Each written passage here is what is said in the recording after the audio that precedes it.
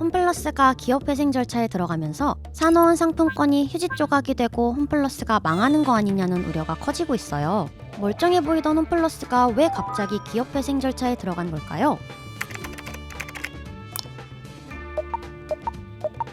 어려운 말이 너무 많죠.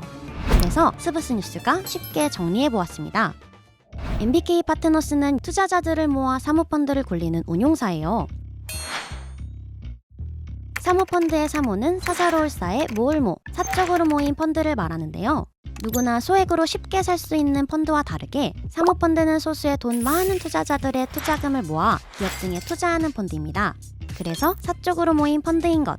투자자들은 펀드 수익에 따라 배당금을 받고 사모펀드 운용사는 투자한 기업을 열심히 키워 기업 가치를 올린 후 살 때보다 높은 금액으로 판매해 수익을 얻어요. 사모펀드 운용사 MBK 파트너스는 2015년 약 7조 4천억 원의 홈플러스를 샀어요. 이 무시무시하게 큰 돈을 투자금만으로는 마련할 수 없었던 MBK 파트너스, 무려 4조 3천억 원에 달하는 돈을 홈플러스를 담보로 금융기관으로부터 빌렸는데요. 빌린 돈이 이렇게 많으면 뭐가 문제죠? 바로 엄청난 이자죠.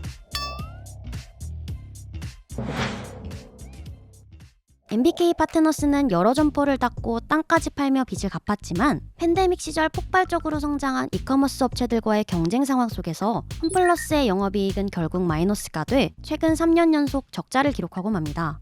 안산점, 부산의 가야점 같이 장사가 잘 되는 매장들을 매각하면서 좀 영업 사항이 더욱더 열악하게 된 것이 원인이라고 보고 있습니다. 허덕허덕하던 홈플러스는 급기야 지난달 말 신용등급이 떨어졌고 결국 MBK는 홈플러스 기업회생을 신청하게 됩니다. 이제 홈플러스는 어떻게 되는 걸까요?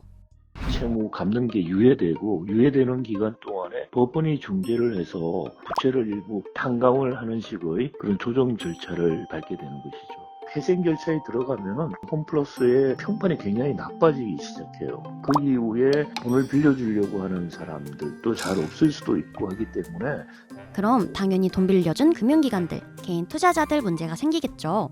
국민연금도 6천억 투자한 거 아세요? 홈플러스에 입점한 일부 업체는 1월 매출 정산을 못 받았고 상품권까지 사용이 막혔는데요. 일부 제휴사들이 상품권으로 받았다가 나중에 돈을 받지 못할까봐 사용을 막아버린 겁니다. 더 심각한 문제가 또 있는데요. 약 10만 명 이상이 이 홈플러스를 생활투자로 일하고 있는데 홈플러스가 정말 위험한 상황이 되면 일터가 없어지는 거죠. 게다가 MBK 파트너스가 기업회생 직전까지 기업보험을 발행해 돈을 또 빌린 사실이 밝혀져 비판이 커지고 있습니다. 정말 모두가 고통받고 받을 예정인 MBK 파트너스의 사모펀드 실패, 홈플러스의 기업회생은 과연 어떤 방향으로 나아가게 될까요? 이번 영상을 만든 PD가 추천하는 영상도 보고 가세요. 스브스 뉴스의 다른 영상을 즐기시려면 구독 버튼을 꼭 눌러주세요.